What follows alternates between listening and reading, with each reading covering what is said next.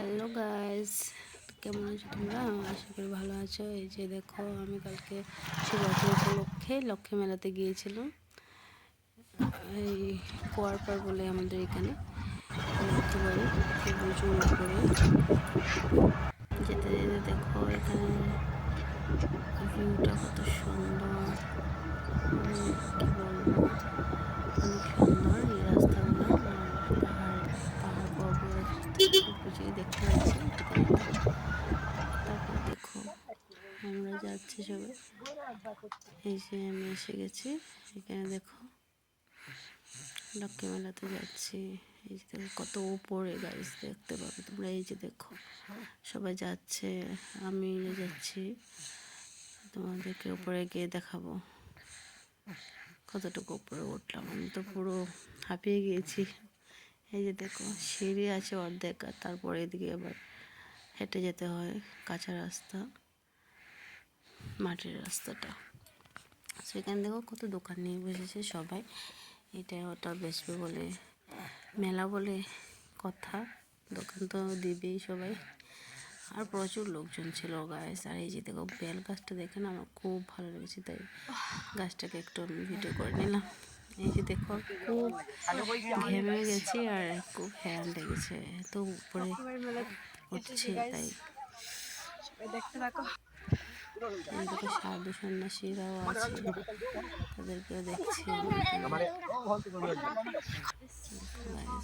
মাটির রাস্তা দিয়ে এখন শুরু হবে আমাদের যাওয়া। এই যে এসে গেছি, এই যে এখানে বড় মন্দিরটা, সে কতটুকু নিচে থেকে আমরা উপরে এসেছি।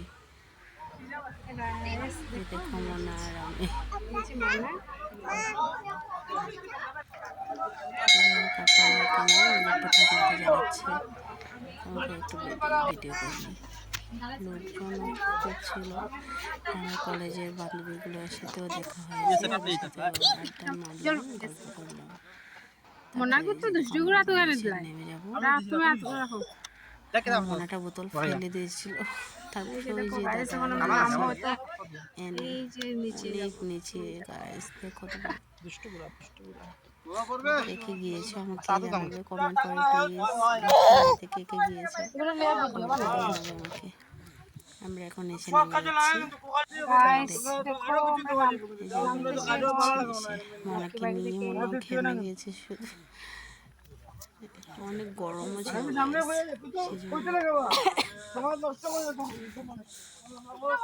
অনেক লোকেদের সাথেও দেখা হয়েছে।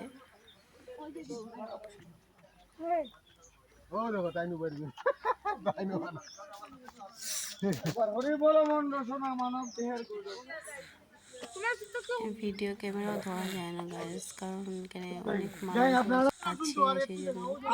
এই যে ঠাম্মাটা দেখো, যাবেন না বলছে, এখান থেকে অনেক উপরে, তো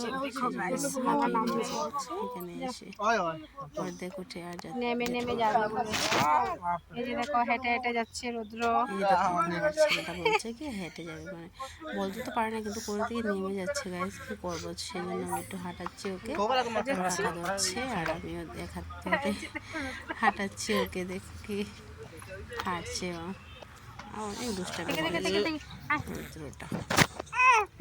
হ্যাঁ আটি এটে না, আটি এটে যেতে। এই যে দেখো যাচ্ছে নিচে, এই যে দেখো নামছে, আমরা এখন নামলাম,